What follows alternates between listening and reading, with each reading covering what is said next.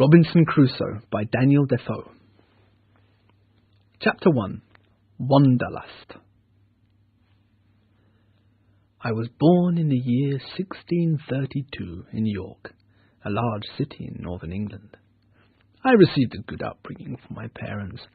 My father was originally from Germany and had made his money in buying and selling before settling down in York and marrying my mother, whose surname was Robinson. This is why my first name is Robinson. My father's name was Kreutzner, but this was difficult for English people to pronounce, so it was changed to Crusoe. I had two elder brothers, one who died in the English army. I never knew what happened to the other, just as my mother and father would never know what was to happen to me. My father had wanted me to think about a career in law, but from an early age I had thoughts of adventure at sea. No advice could possibly ever change this. When I told my parents about my wishes to travel, they tried to persuade me not to do so. I tried asking my mother to speak with my father and persuade him to allow me just one voyage. I promised that if this journey was unsuccessful, I would return home and not think of the life at sea any more. My mother tried, but she made no progress with my father, and no agreement to my travel was given. My father explained that travel was only for the very poor, who had nothing to lose, or for the very rich, who could afford to risk their money on adventure. Middle-class boys should be happy with a life of work. My father begged me so much, even crying openly, that I tried to forget about my wishes for adventure and continue living at home.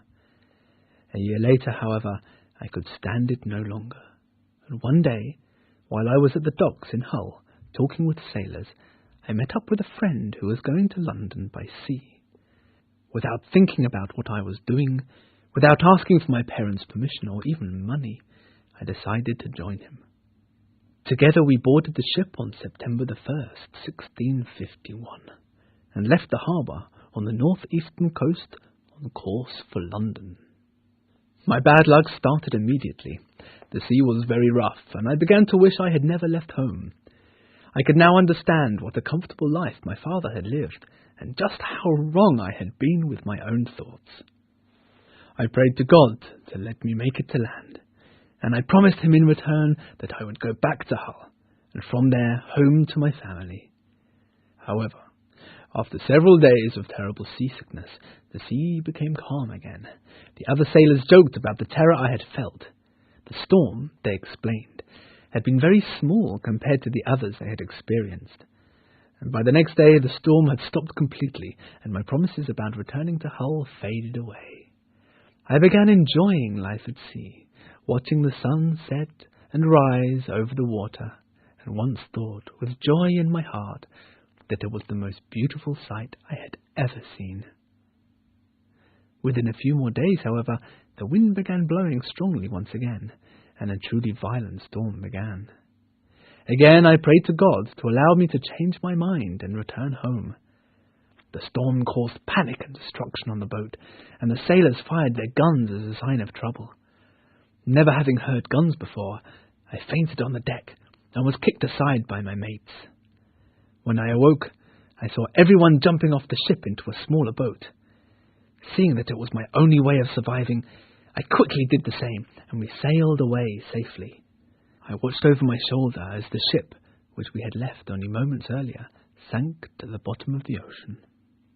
We arrived at Yarmouth, on the eastern coast of England, and the authorities gave us comfortable accommodation.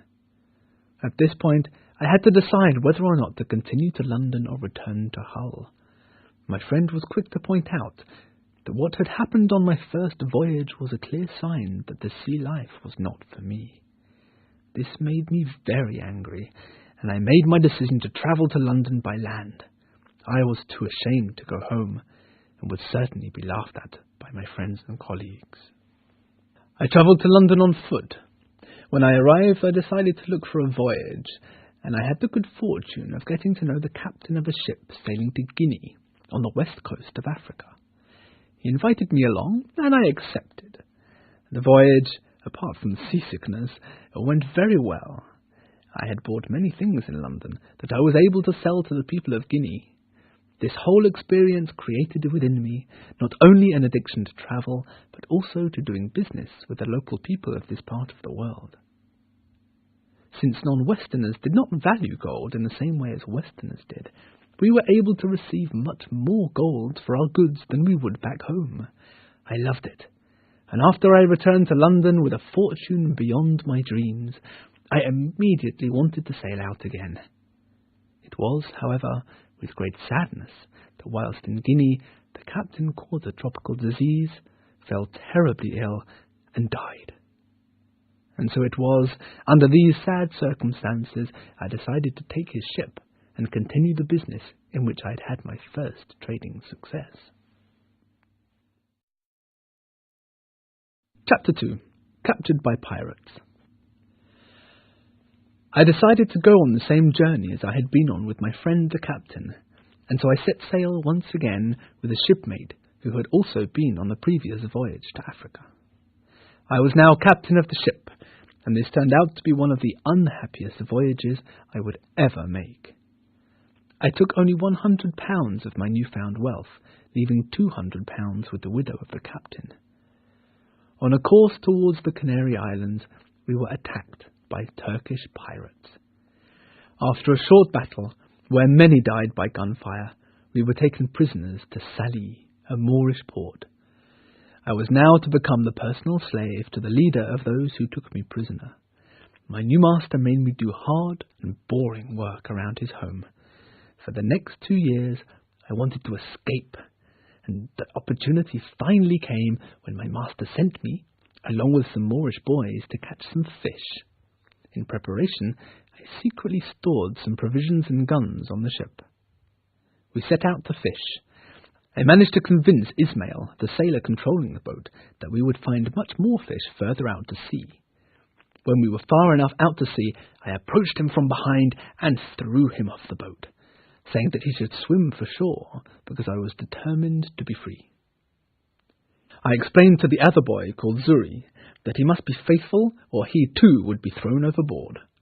Zuri said he would do this and also be happy to go with me on my voyages. I was keen to get as far away as possible, so we sailed for 5 days without stopping. Eventually, we dropped anchor in a river near a strange-looking area of coastline, and I immediately became worried about who or what might be living on it. Each night that passed was filled with awful noises of wild creatures on the shore. During one of these nights, animals started swimming towards the boat, and so I fired my gun to stop them from coming any further. We had no idea what these animals were, and although we were scared, we needed water. So in the morning we took our empty jars, and together we went ashore, knowing that we would either live or die. The land looked uninhabited, though I was sure that it might well be home to cannibals. When we landed to search for water, however, Zuri and I saw no signs of human life. Zuri shot a rabbit-like creature, which provided a very good meal, and we also found a source of fresh water. I felt sure we were on the Canary or the Cape Verde Islands, and was hopeful there might be an English trading vessel that would take us on board. Despite this hope, we continued along the coastline for some time. We were forced to go on land several times in search of fresh water, and on one occasion I shot a hungry lion, which we skinned and took with us. After about 10 days of continuing southward, we discovered the land was in fact inhabited by men and women. I was terrified that these naked black people might be cannibals, but as we got closer to the shore, I saw they had left food at the water's edge. I succeeded in communicating with them, indicating with sign language that Zuri and I were looking for food. When the people replied that they had food, I was worried that I had nothing to give in return. But at this very moment 2 leopards appeared on the scene. I raised my gun, shot one, and the other ran away. The people were extremely thankful and gave us the food we so badly needed. After 11 more days of travel along this coastline, Zuri spotted a ship, one that I identified as being Portuguese, and we set off trying to catch it up. Eventually, I fired a gun to get their attention. On reaching the ship, I was delighted to learn that not only would the captain allow us upon his ship, but he would also not ask for any money for a passage to Brazil, where the ship was sailing. The Portuguese sea captain was extremely kind. He bought my boat, all my worldly goods, and even Zuri. At first I did not want to part with my servant friend, but the captain promised to let him go in 10 years if he became a Christian. As Zuri did not seem to find this a problem, I allowed the exchange to take place. The voyage to Brazil went well, and when we arrived, the captain told a friend of his, a good and honest man, that I might be useful to him. I lived with this man on his plantation for a while, and I saw how rich the farm owners were becoming. I decided to become a farmer myself, and started to buy land with the money the captain had given me. Once I began planting, I got to know Wells, my Portuguese neighbour. Together, we slowly started to farm more and more different things. At this point, however, I wished I had not sold Zuri. I was in a business I knew nothing about, and I had no one to talk to other than my new neighbour. However, I could not complain too much about my situation, as the money I was making was providing me with more than I could ever need to have a comfortable life. One day, the Portuguese sea captain returned and suggested I give him a letter, signed by me, so that he could bring me half the fortune and the other things I had left with the English captain's widow. A few weeks later, the captain brought me these things, which I immediately sold. British goods were more valuable in Brazil, and with the money I was able to buy a slave and a servant. I was becoming very rich, and yet I was still attracted to a life of adventure. I was now becoming aware that I was approaching the middle-class status that my father had strongly suggested I follow earlier. I was confused. If I had gone through all this trouble and suffering at sea, just to end up where my father had wanted me to be, what was the purpose of this safe and comfortable life? I found myself becoming very sad and desperate for excitement once more. Having made some friends during these 4 years in Brazil, I had talked a lot with my neighbour about the excitement of trading with people from other continents. I had explained in particular the opportunities that trade provided to buy gold at an incredibly cheap rate. I also mentioned the possibility of buying Negro servants for plantation work. 3 businessmen came to me and explained they wanted to buy Negroes for their own plantation, and asked if I would join the business and help with the trading on Guinea. I hesitated for a moment, only to think that it might mean financial disaster. But, in the end, as a born adventurer and ignoring the inner voice of my father, I agreed to the trip. I boarded the ship from Brazil to Africa on September the 1st, 1659, 8 years after I had first run away from home. Chapter 3. Shipwrecked. At sea, the hot, dry weather lasted for a while, but then turned stormy. 1 man died of sickness. A little boy fell over the side of the ship.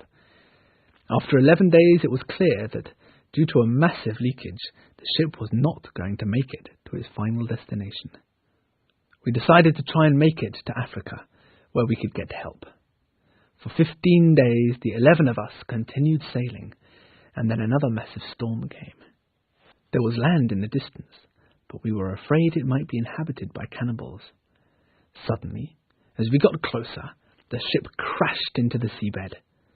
Rowing towards land in a lifeboat, we were deeply upset, since we knew as soon as we touched land, the boat would be smashed into pieces, and we would surely drown in the violent sea. We had to at least try and swim. As soon as we jumped into the sea, I had the good fortune of being helped to shore by a wave. I ran for the shoreline, but the sea continued to chase me. I felt very weak, but fought with every muscle against the force of the sea, and was finally able to make it to land safely. I thanked God for having saved me in this frightening experience. I looked around the beach, and saw nothing to help me in my terrible situation, and began running around in panic, until eventually I climbed into a tree and fell asleep, since I was afraid of the animals, and even the men who inhabited this land. When I awoke, it was a calm and sunny day. The sea was still, and I was able to see that if I had stayed on board, the ship would have made it to land without being smashed. but the rest of the ship's crew was dead, and this made me extremely upset. I swam out to the ship and took a few pieces of wood to build a raft. Onto this I loaded food and drink and other useful items such as guns, money, knives and books. I decided to return to the ship several more times to gather supplies like tools, clothes, a hammock and a spare sail. I made 11 voyages between the beach and the ship over the following weeks and brought back everything I could.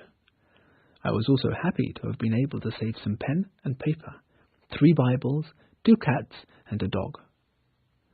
Then the storm started again, and I was forced to remain on land. The following morning the ship had disappeared. It was under the sea with my 10 friends. After a while I decided to look around the island for a good place to set up home and store my supplies. Upon exploration of the landscape, I became more worried than ever. I was on an island. Moreover, it appeared deserted. There were no people, only wild animals. A tent served as a roof above my head. I provided myself with a door to my tent and brought the provisions inside. At this point, I started to worry that I would end my days on this island, a thought that produced tears when I contemplated it for too long. I also started to doubt my faith, as I could not believe God would leave me so helplessly, leaving me in such a horrible place, under such impossible conditions. I even found it hard to be thankful that my life had been saved. However, I always managed to avoid total misery when I remembered about the other 10 sailors who had died at sea. When I thought that I had been the only one to avoid death, and that I had been able to save many things from the ship, I felt fortunate. After I had been on the island for about 10 or 12 days, I realized that I might completely lose my memory of time, and might even forget important religious dates. To stop this from happening, I cut lines into a large square post, and also the words, "I came on shore here on September the 30th, 1659. Every day I cut a line with my knife, and every 7th line marked a week, and every first day of the month was marked by a line still longer. In this way I kept my calendar. In an attempt to make myself feel better, I made a list of all the advantages and disadvantages about being shipwrecked on the island, and thought of them as the evils and the goods of my life on the island. Among the evils I listed the impossibility of my recovery, my isolation, my lack of enough clothes, my inability to defend myself against wild animals, the lack of people to speak with. Among the goods were, I am alive. The possibility that if I can survive a shipwreck, I might one day be rescued from the island. I am not hungry. I have not seen any really wild animals yet. I was able to get supplies from the ship. More importantly, I decided I could be happy, because God had saved my life and provided for me. Having cheered myself up with these thoughts, I began learning how to build things that I previously did not know how to make. The work on my home would be impossible without proper tools, but I was able to be inventive and improvise. After all, I had nothing else to do. I began thinking I could learn to make or do anything if I needed to. Chapter 4. Forces of Nature. I started to build a wall around my home. After about a year and a half, I would have a proper house. I realized there was nothing I wanted that I couldn't make, and so I went further by making an entrance and an exit to my home, chairs, and a table that I might truly enjoy writing and reading upon. I also began my diary, in which I started writing about my initial unhappiness and all the tasks and duties I had completed in getting used to life on the island. September the 30th, 1659. I, poor, unhappy Robinson Crusoe, was shipwrecked during a terrible storm on a horrible, unfortunate island. I was the only survivor from the ship's company. October the 1st. I discovered the location of the shipwreck. October the 1st to 24th. I went back and forth to save what I could from the ship. October the 25th. It rained heavily and the ship broke into pieces.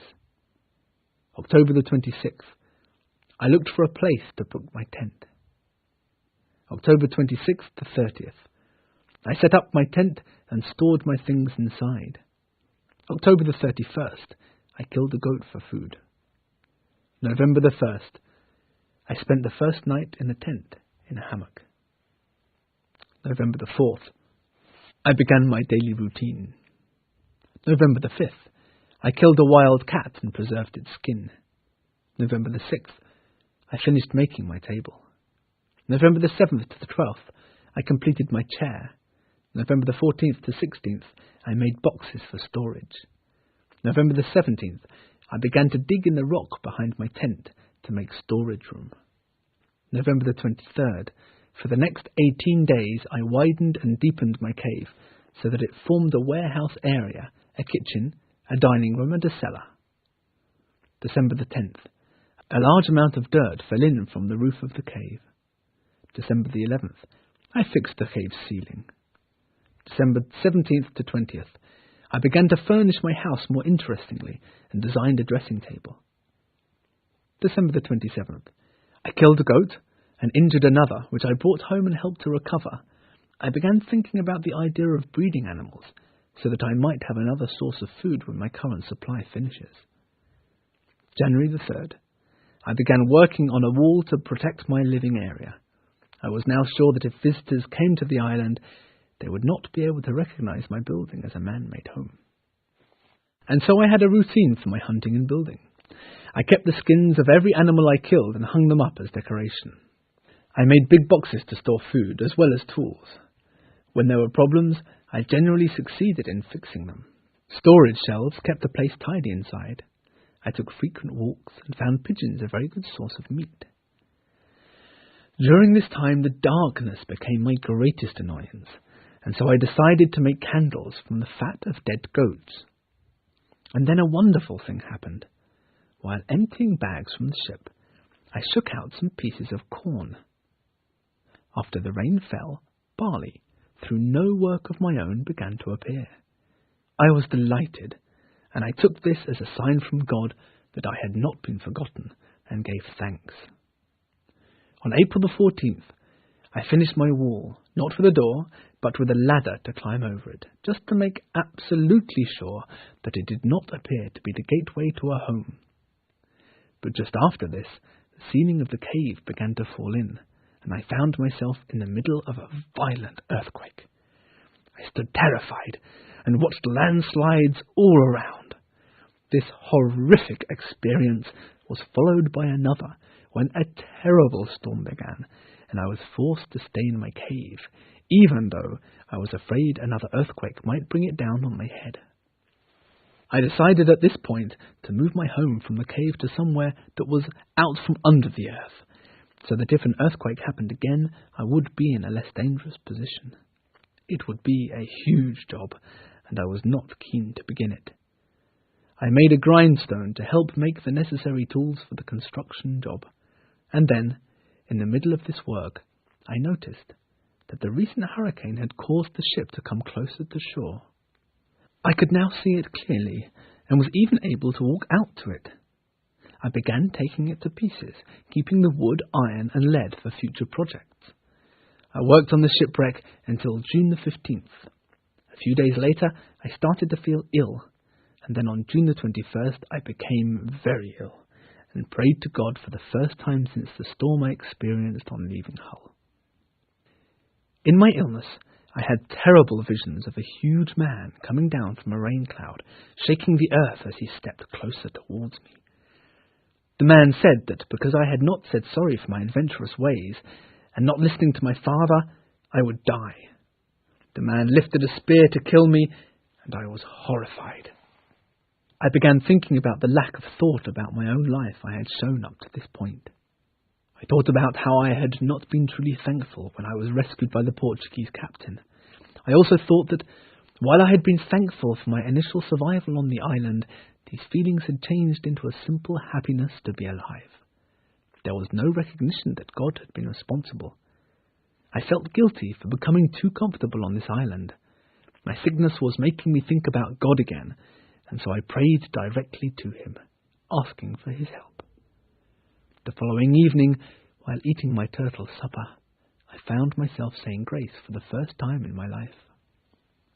I decided that God must have put me on the island for a reason, which led me to ask the question, why has God done this to me? I decided that my unhappiness was a punishment for running away from home and rejecting a middle-class life. Before going to bed that night, I chewed on some homemade medicine for my illness in the form of rum, tobacco and water, something I had learnt from the Portuguese. I also said, for the first time in my life, a prayer before going to bed. When I awoke, I felt much better. I continued the treatment with tobacco and alcohol, and as I began to recover, I started to worry that if God had saved me, what had I done to give thanks? I knelt down and thanked God out loud. The next morning, I began reading the New Testament. Where before I had prayed to be saved from my isolation on this island or from my sickness, I now prayed to be saved from the guilt that I had for not living my life as I should have done. As I began to recover, I was determined to get a better knowledge of the island. I decided I would explore the rest of the island. I was pleased to find tobacco growing. In the forest there was a lot of fruit, and even a freshwater spring. I brought the fruit back to my home, but I continually found myself away for such a long time that when I returned it was too old to eat. Returning home on one occasion, I discovered that some of my grapes had been stepped on.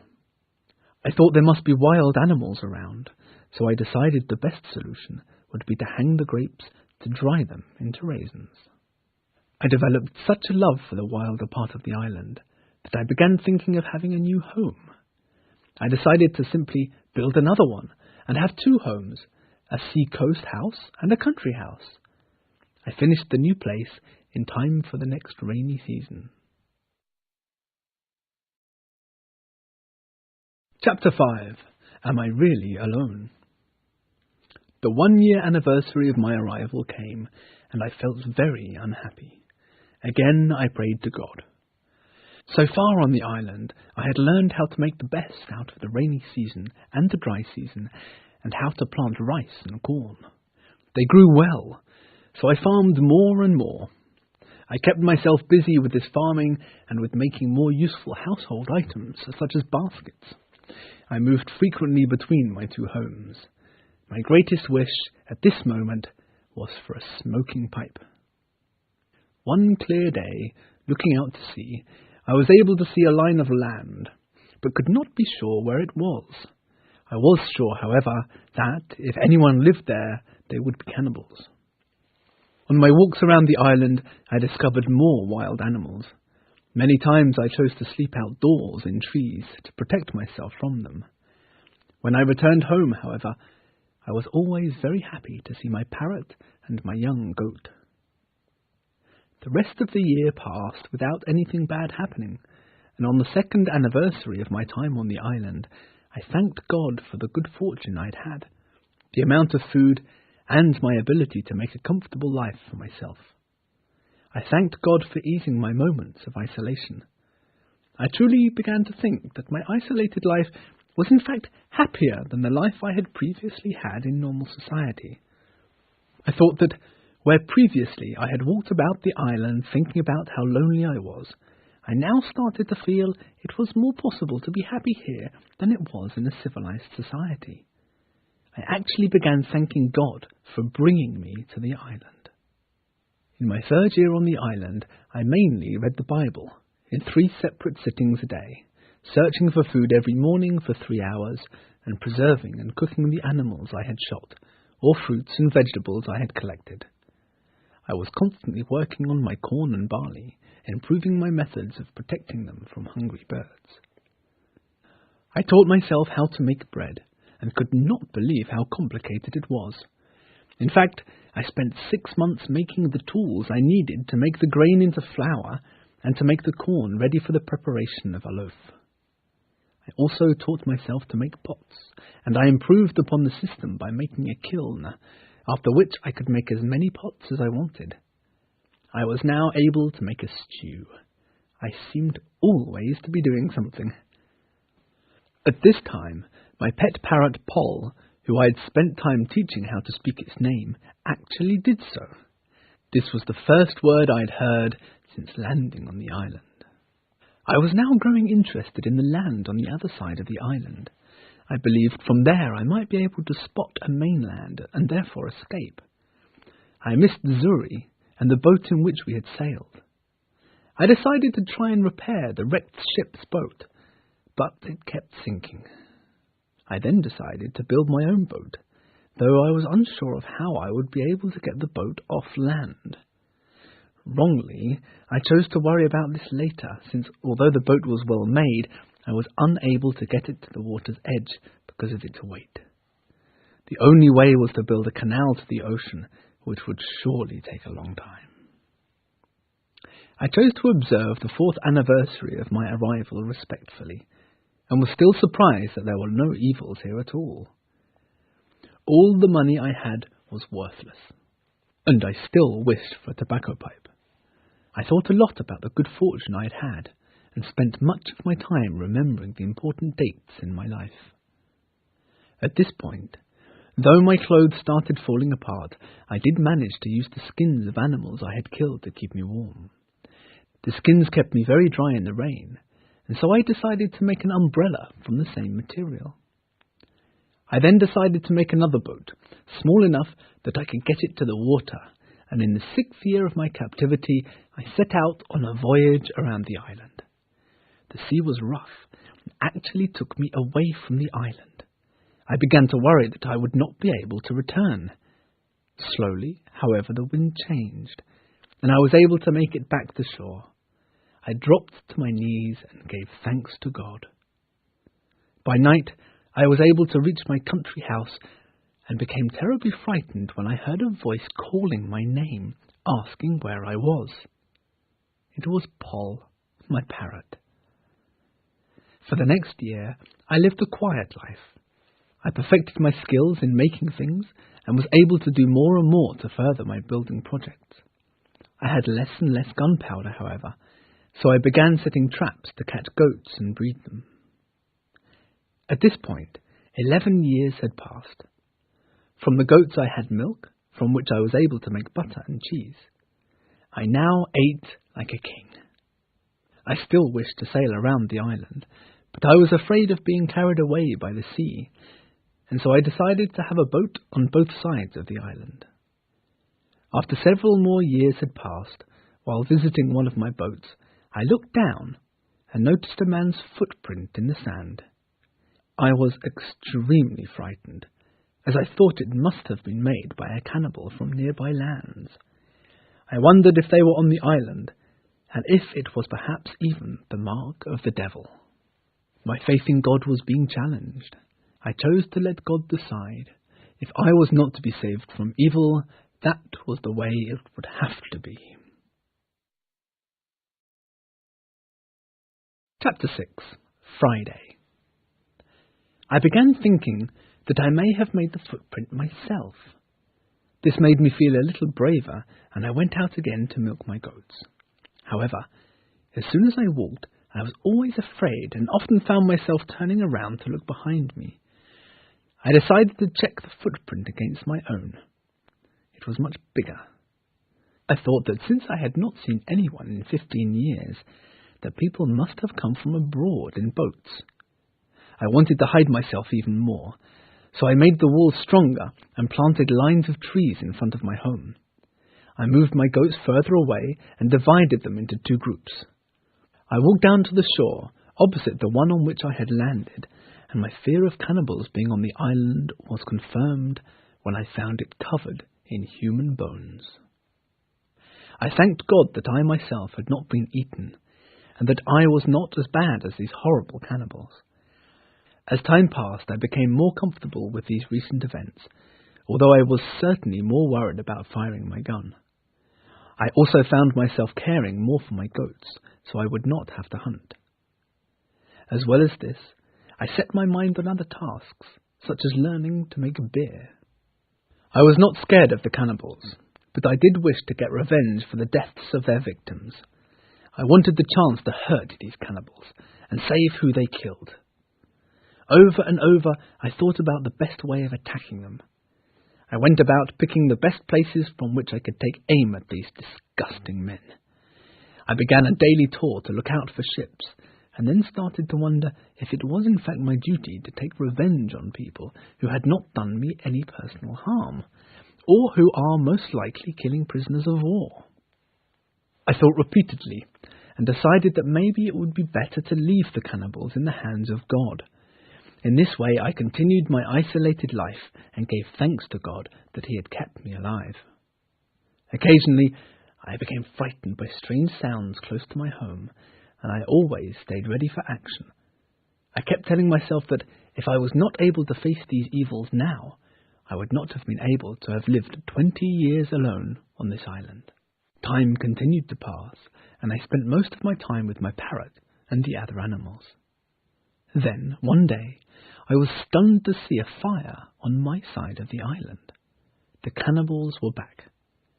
From a lookout point, I could see that they had 2 canoes, but I did not dare get any closer. Later, they left the island, allowing me to investigate. I was horrified to discover the bones of human beings on the shore, and once again found myself making a promise to kill these cannibals when they returned.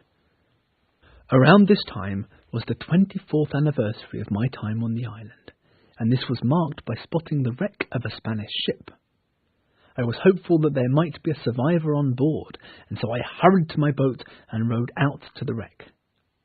Apart from a dog, however, I found no survivors. I took the dog, together with some alcohol, clothing and money, and rowed back to the island. And so I resumed my quiet, steady life, always thinking about my good fortune.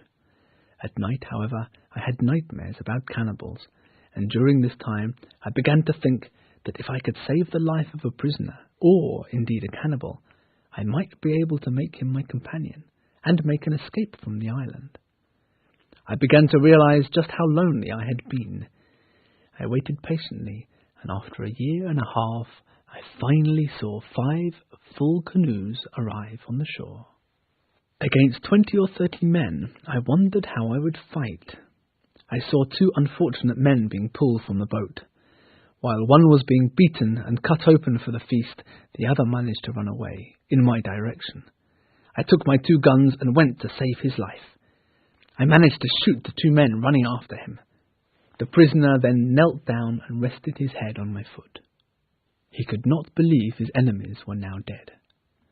It seemed he had never seen a gun. Together we buried the bodies, and I gave the man bread, raisins, and water. Exhausted, he then fell asleep. He was a good-looking young man, about 26 years old, but did not speak any English. When he woke up, I managed to tell him that his name would be Friday, the day we first met, and that he should call me master. Later, when we went out to make graves for the 2 men, Friday made signs that we should eat the bodies. This made me very angry, and I was forced to make him understand that he himself would be killed if he ate other men. We then went together to the cannibals' bonfire, where we found the bones of the other 3 victims. I made Friday collect all the bones and burn them. I then decided I would make a tent for Friday between my 2 homes. I did not fear Friday sleeping in my own home. On the contrary, I found him to be the most gentle and loving man I could have possibly imagined.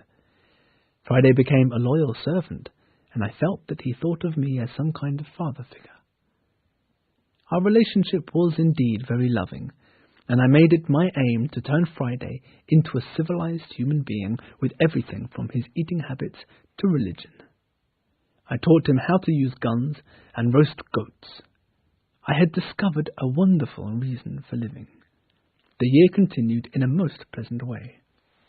I was able to teach Friday a little English, and in this way I was able to learn that we were in fact close to the Caribbean, but that we would need a much bigger boat if we were to return to civilization. I decided to teach Friday about the Christian God. although Friday found it difficult to understand why the devil could not be beaten if God was stronger. It was my aim to make him understand that everybody, if they had done wrong, should be given the chance to change themselves and be forgiven. This increased my faith in God by making my own ideas about him clearer. Friday told me that there were white men living in peace on his native land. When the weather was clear, Friday was very happy at being able to see his homeland in the distance. However, it worried me that he might try to return there and start his old habits again, although he assured me that he would only return so that he could teach the others. He even said that I would have to come with him, or he would not be able to leave. He could not stand the idea of me sending him away, as we now had been living happily together for 3 years. Together, we had managed to build a big boat, and I planned our adventure to Friday's homeland for the post-rain months of November and December. Chapter 7. Homeward Bound. The dry season came and we prepared to set sail. At that very moment, just before we could begin our journey, Friday saw 3 canoes arriving on the island. He could not hide his panic, so I gave him some rum and we took our weapons. I was not worried. They were naked, unarmed, and inferior. At first I wanted only to scare these cannibals, so I gave Friday a knife and took a sword and gun for myself. My plan was to scare them away with the sound of gunfire. As we got closer, however, I was disgusted to see that they were eating the cooked flesh of one of the prisoners. I decided to kill the cannibals and told Friday he must do the same. I gave Friday 3 guns. The next victim was a white man. We started shooting down from our hiding spot at the cannibals. They began running around, hurt and covered in blood. We ran down to the free man, and some of the cannibals escaped in their canoes. I untied the man and discovered he was Spanish. I gave him some bread and drink as well as a gun. He immediately jumped up and started trying to kill any cannibals who remained. The 3 of us killed 21 cannibals, almost the entire group, except for the few who had escaped in a canoe. I was then surprised to find, lying at the bottom of one of the other canoes, another victim, tied up but alive. Friday was ecstatic. It was his father. The reunion was wonderful, and I was very touched by this human emotion. We gave the prisoners bread and water. Friday and I made them some beds. I was very happy that my island could now be thought of as populated, and myself the rightful ruler of this land. Talking with the Spaniard, whose name was Christianus, I learnt that more of his men were living with the cannibals, but in peace. I would have liked to join these Europeans, but I feared becoming a prisoner myself. Christianus seemed so impressed with my island that he wanted to bring the rest of his men here to live. To prepare for this, we all worked hard to increase the farming and breeding, and in October, Christianus and Friday's father went back in the canoe to get them in. As Friday and I waited for their return, we saw a long boat coming near the shore, and further out to sea, we were able to see a ship which appeared to be English. I was very excited, but could not understand why they were coming here. We watched from the top of a hill for some time until the boat landed on the shore. 9 men left the boat, whilst 2 stayed inside. 6 of the 9 men had guns and began exploring parts of the island close to the shore. The 3 other men stayed on the beach like prisoners. They were not tied up, but looked scared and worried. It was mid-afternoon, and I had wanted to wait until darkness to make my move, but then realized the men were all now sleeping under the trees. I came up to the prisoners with caution and asked what they were doing here. At first, the men believed I had been an angel sent by God, and they began crying. I told them I was in fact an Englishman and asked if I could help. One man explained, with terrible fear in his eyes, that he had been captain of the ship, but that his men had mutinied, taken him prisoner, and instead of killing him, they had wanted to leave him, the first mate and a passenger on the island, to die. I explained I would try to save them on 2 conditions: that they would swear loyalty to me, and they would take Friday and myself to England. It was agreed. I had asked if all the men were bad, to which the captain replied that there were just 2 in the group who were truly evil. By this time, I had given the men guns, and when the battle began, the 2 evil men were shot dead. The rest of the men survived the attack and were taken prisoner. The captain and I told each other our stories, and I gave him and his men food and drink. The following morning, we pulled the boat up onto the beach and made a hole in it, so it could not be taken by the other sailors.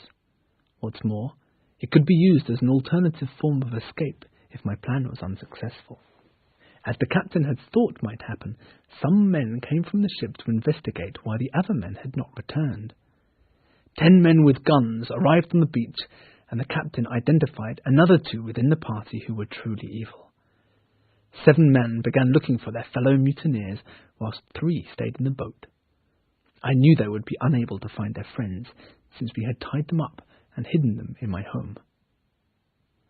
After examining the broken boat, shouting for their friends and firing their guns, it seemed they might return to the ship and sail away, which would have been a disaster. Just as the men were about to leave, I instructed Friday and the first mate to shout from an area within my sight. The men ran back to the shore, but 2 stayed in the boat. At this moment we surprised the 2 men on the boat and took them captive. The other men continued searching for the cries, which were to keep them lost until dark. When they returned to the boat, they were shocked to find the 2 men gone. When they returned to the boat, they were shocked to find the other 2 men gone. We approached this group of men, and the captain shot dead the main mutineer, injuring another, who died shortly afterwards. Once the captain had won his boat back by killing the new captain and those who were still on board the ship, he told me that the boat and his men were now mine. I could not believe my good fortune. He even gave me brand new clothes. I then set the rest of the prisoners free upon the island, having given them the choice to return to England, where they would be hanged, or to remain there.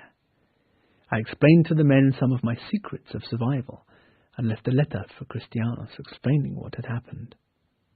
And so I left the island on December the 19th, 1686, 28 years, 2 months, and 19 days after I had landed there.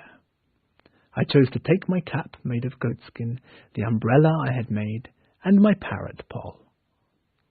I arrived in England on June 11th, 1687, 35 years after I had left it. My parents were now dead. My only relations were 2 sisters and the 2 children of one of my brothers. I found myself with little money, and so decided to go to Portugal to see if my plantation still existed. I found the old Portuguese captain in Lisbon, and was able to get in contact with the old plantation partners. I discovered at this point that I had become extremely wealthy through my farming, and so I decided to sell the plantation and settle in England. I was now able to provide for my sisters, and also the education of their children, and that of my brother's children. I myself got married and had 3 children. It was a happy life, but when my wife died, I decided to go on a voyage with my nephew to the East Indies. It was then that I saw that my island was doing very well, the Spaniards having arrived by the invitation of Friday's father and Christianus, the first Spaniard who had landed there. There were women and young children as well as men. I look in on the inhabitants of the island from time to time. Many more exciting things have happened in my life, but these stories will have to wait.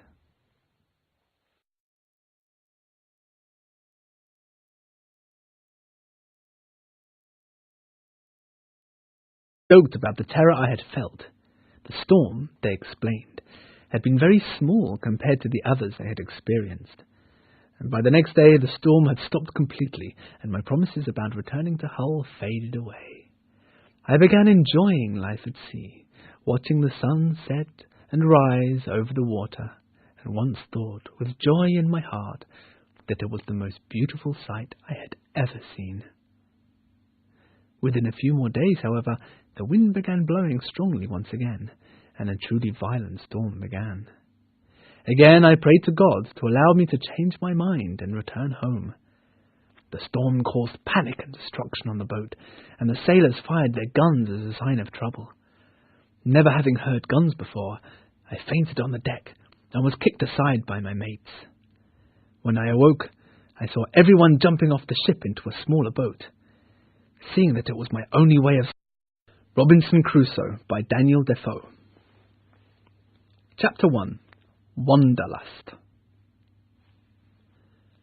I was born in the year 1632 in York, a large city in northern England. I received a good upbringing from my parents. My father was originally from Germany and had made his money in buying and selling before settling down in York and marrying my mother, whose surname was Robinson. This is why my first name is Robinson. My father's name was Kreutzner, but this was difficult for English people to pronounce, so it was changed to Crusoe. I had 2 elder brothers, one who died in the English army. I never knew what happened to the other, just as my mother and father would never know what was to happen to me.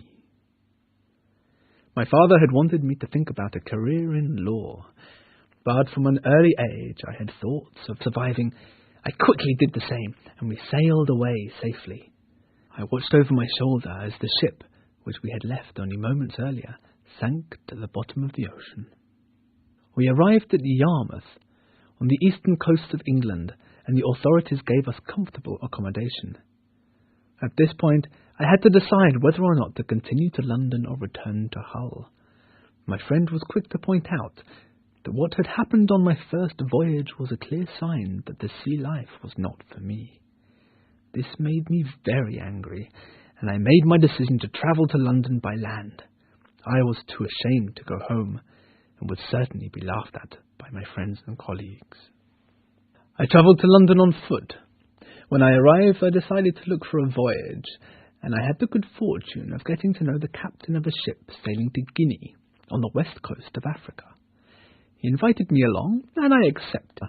I could stand it no longer. And one day, while I was at the docks in Hull, talking with sailors, I met up with a friend who was going to London by sea.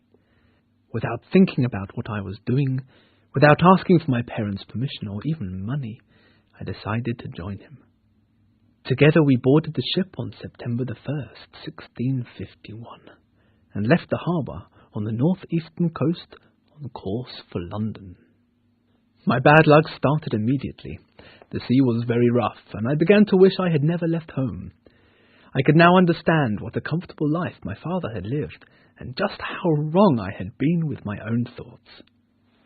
I prayed to God to let me make it to land, and I promised him in return that I would go back to Hull, and from there home to my family. However, after several days of terrible seasickness, the sea became calm again. The other sailors adventure at sea. No advice could possibly ever change this.